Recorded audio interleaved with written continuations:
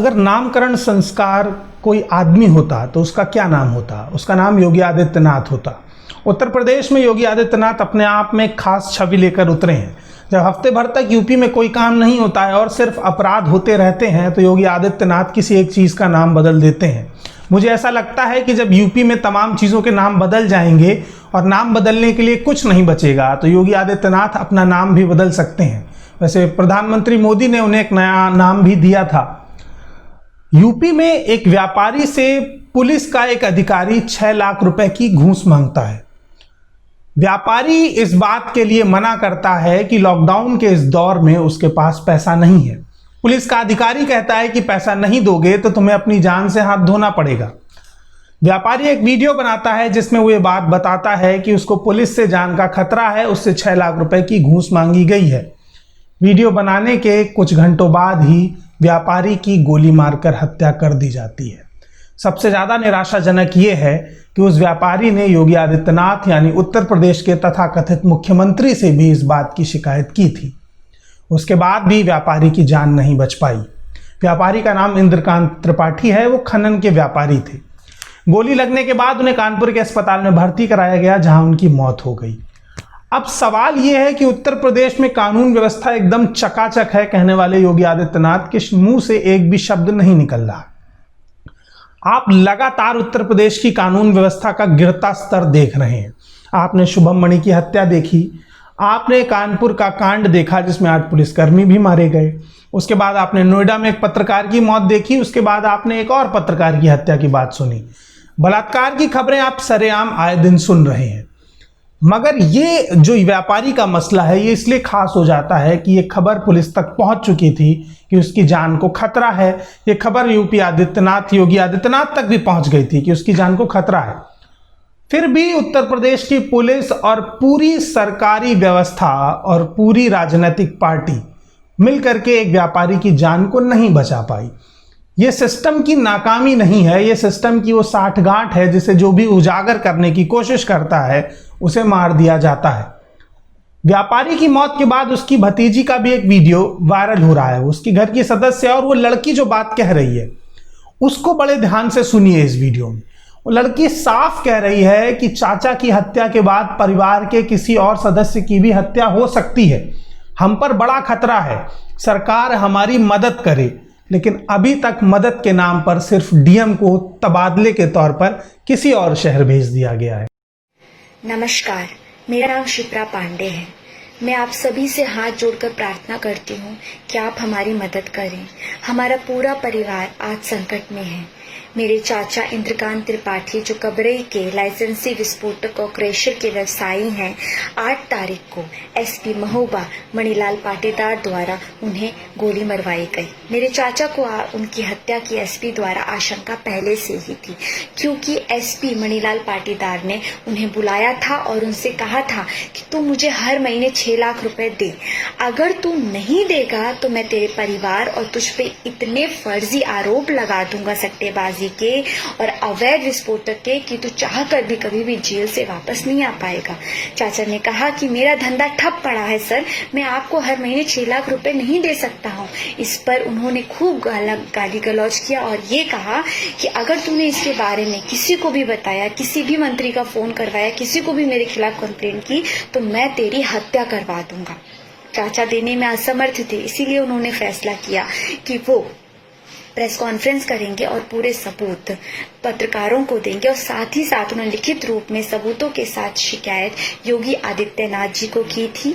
इसकी भनक एसपी को लग गई और प्रेस कॉन्फ्रेंस होने से ही पहले 8 तारीख को उन्हें यहाँ पर उसने गोली मरवा दी। और आज मेरे चाचा की हालत इतनी गंभीर है, वो कानपुर के रीजेंसी हॉस्पिटल में एडमिट है और आज उनकी हालत इतनी गंभीर है कि पूरा परिवार सत्ते में है और हम सभी को डर है कि हमारे पूरे परिवार पे कोई संकट ना आए, क्योंकि चाचा को अगर कुछ भी हो गया वो कुछ बोल नहीं पाएंगे और वो हमारे परिवार को किसी भी तरीके से नुकसान पहुंचा सकता है। मेरी आप सभी से प्रार्थना है कि आप हमारी मदद करें। मेरे चाचा के बहुत छोटे छोटे बच्चे हैं, उनकी रक्षा कीजिए। योगी आदित्यनाथ जी, आपने एसपी महोबा को सस्पेंड तो कर दिया है, पर हम पे जो संकट आया है उसको दूर कीजिए, मेरे चाचा को इंसाफ दिलाइए। हमारे पे जो ये खतरा मंडरा रहा है सर, हमारी रक्षा कीजिए। मेरी आप सभी से प्रार्थना है, मीडिया कर्मियों से, बड़े अधिकारियों से, योगी आदित्यनाथ जी से, कि हमारी मदद कीजिए। मेरे चाचा के प्राण संकट में है, उनके दो छोटे छोटे बच्चे हैं। हमें पूरे परिवार को जान और माल का खतरा है। हमारी रक्षा कीजिए, हमारी रक्षा कीजिए। ये बड़ा आसान सा प्रारूप है कि किसी शहर में कोई हत्या हो जाए, आप एक डीएम को तबादला कर दीजिए और उसकी जगह दूसरे आदमी को ले आइए। कार्यवाही के तौर पर सरकार ये काम करने का नया पैटर्न विकसित किया है। इससे टीवी और अखबारों में खबर भी चली जाती है कि बड़ी कार्यवाही हुई, डीएम को हटा दिया गया, और करना भी कुछ नहीं पड़ता है। फिलहाल जो बड़ी बात वो ये है कि इस पूरे मुद्दे पर जिस मीडिया को योगी आदित्यनाथ से सवाल करना चाहिए था, वो मीडिया अपने मुंह पर टेप लगाकर बैठी रही और वो रिया चक्रवर्ती और कंगना के मुद्दे पर डिबेट करती रही। डिबेट होती रही ड्रग्स के ऊपर, डिबेट होती रही बॉलीवुड इंडस्ट्री के ऊपर। आज तक, रिपब्लिक भारत जैसे बड़े बड़े मीडिया चैनल, जो बॉलीवुड है उसके भीतर ड्रग माफिया कौन है, रिया कौन सा ड्रग्स लेती हैं, जया बच्चन क्यों रवि किशन के खिलाफ बोल रही हैं, इन पर बहस करते रहे। लेकिन एक व्यापारी की मौत उनके लिए मुद्दा नहीं बना। 2 महीने पहले लगभग हुई सुशांत की मौत को अभी भी एक मुद्दा बनाकर कैश करने वाला टीआरपी मीडिया एक व्यापारी की मौत के 1 घंटे बाद भी उस पर खबर बनाने से कतराता है। ये कितना ओछापन है। अगर आप इतने कमजोर मीडिया की संकल्पना करते हैं कि जो योगी आदित्यनाथ से सवाल पूछने में भी डरता है, तो ऐसे मीडिया को गटर मीडिया की संज्ञा दीजिए, जो सरकारी नेताओं के टुकड़ों पर पलता है। एक चैनल है यूपी में जिसका नाम है भारत समाचार, उसने जरूर योगी आदित्यनाथ और सरकार के खिलाफ मोर्चा खोल रखा है। ब्रजेश पाठक का ये वीडियो देखिए। भक्षक बनते हैं तो क्या हो सकता है, यह घटना उसकी प्रत्यक्ष प्रमाण है। प्रत्यक्षम किम प्रमाणम। मरने से पहले अब वीडियो वायरल करता है, गली गली जाकर गुहार लगाता है कि मुझे बचा लो, उसके बाद भी गोली मार दी जाती है। और अब तक एसपी साहब खुले घूम रहे हैं। कल्पना करिए कि आम आदमी ने किया होता तो क्या होता, उसका घर गिरा दिया गया होता, उसकी गाड़ी पलट गई होती, पर एसपी साहब को कोई टच नहीं करेगा। कहा जा रहा है विवेचना करेंगे, अभियुक्तों को नोटिस जारी करेंगे। अरे भैया, तो दूल्हे हैं क्या वो, उनको बारात में ले जाओ, फिर उनको मेहमान बना लो। अगर अपराधियों के साथ अगर एक जैसा सुलूक होता है तो मैं चुनौती देता हूं कि पाटीदार को घसीट कर लाया जाना चाहिए, अरेस्ट करके पुलिस को जाना चाहिए, थाने पर लाया जाना चाहिए। एक सामान्य ब्राह्मण व्यापारी की हत्या कलंक है उत्तर प्रदेश पुलिस के माथे पर। और शर्म आनी चाहिए उन लोगों को जो बड़े बड़े दावे करते हैं कि कानून व्यवस्था बड़ी अच्छी है। यह है आपकी कानून व्यवस्था, यह है आपका सिस्टम।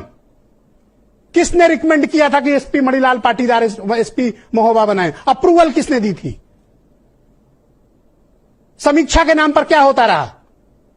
नोडल पर नोडल, नोडल पर नोडल। क्या करते रहे नोडल? एक एसपी गैंग चला रहा है और किसी को खबर नहीं। क्या यह बात स्वीकारी जा सकती है? नहीं स्वीकारी जानी चाहिए। और मुझे हैरानी है, यह तो एक मामला है जो खुल गया बहनों भाइयों, यहां तो न जाने कितने और मामले जो अब तक नहीं खुले हैं। तो ये उत्तर प्रदेश पुलिस को हो क्या गया है? जिस पुलिस पर नाज था, जो पुलिस गौरव की प्रतीक थी, जिस उत्तर प्रदेश पुलिस के बहादुरी के किस्से सुने जाते थे, आज वहां उनका स्थान भ्रष्ट, डकैत, लुटेरे, चोर, बेईमान, मर्डरर्स ने ले लिया है। तो भाई साहब ये बताइए मुझे कि फिर उत्तर प्रदेश की पुलिस और उत्तर प्रदेश के अपराधियों में अंतर क्या है? अंतर बस यही है कि आपने वर्दी पहनी हुई है। अंतर यह है कि आपको प्रोटेक्शन मिला हुआ है कि आपका घर नहीं गिराया जाएगा। कई बार मैं आपसे कहता हूं कि जो युवा पत्रकार हैं, जो पत्रकारिता की पढ़ाई पढ़ रहे हैं, जो पत्रकारिता के नाम पर चीजों को सोच रहे हैं, समझ रहे हैं, वो अर्नब गोस्वामी को देखते हैं, वैसे पत्रकारों को देखते हैं जिनकी पत्रकारिता शायद पत्रकारिता नहीं है, टीआरपी है। लेकिन इसके अलावा पूरा मीडिया उत्तर प्रदेश की कानून व्यवस्था को लेकर बोलने से कतरा रहा है। पिछले 3 महीने में उत्तर प्रदेश के भीतर जिस तरीके से हत्याएं हुई हैं, जिस तरीके से बलात्कार के केस बढ़े हैं, वो पूरा ग्राफ दिखाता है कि कहीं ना कहीं लॉकडाउन के बाद उत्तर प्रदेश की कानून व्यवस्था को चलाने का कोई भी सुचारू तरीका अभी तक ना सरकार खोज पाई है, ना पूरा जो सिस्टम है कानूनी व्यवस्था का वो खोज पाया है।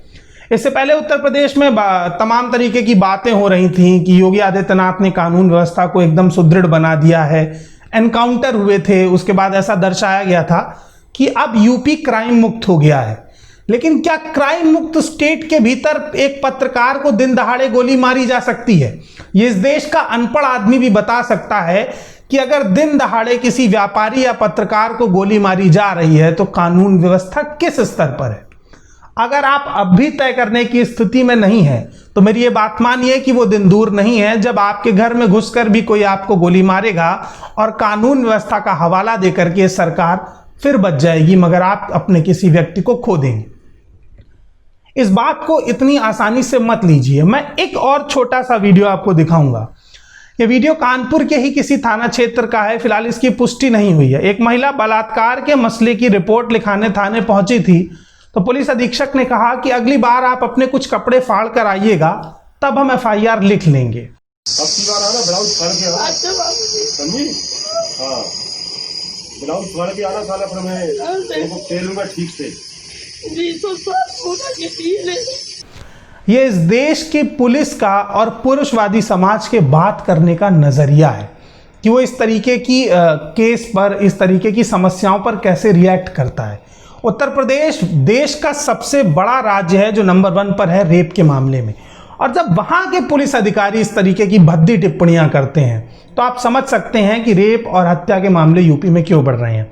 फिलहाल जो आखिरी कमेंट है वो यही है कि योगी आदित्यनाथ उत्तर प्रदेश की कानून व्यवस्था को सुचारू रूप से चलाने में नाकाम मुख्यमंत्री साबित हुए हैं, और एक नाकाम मुख्यमंत्री से अगर जनता सवाल नहीं करेगी तो ये नाकामी बढ़ती जाएगी। हमें भी बताइए कि उत्तर प्रदेश की कानून व्यवस्था के खराब स्तर का आपके शहर में क्या हाल है। बोलतंत्र को सब्सक्राइब कीजिए, बेल आइकन दबाइए, क्योंकि इस दौर में जब मीडिया सिर्फ सुशांत और कंगना तक सीमित है, हम आपको कानून व्यवस्था के लचर स्वरूप की बात जरूर बताएंगे।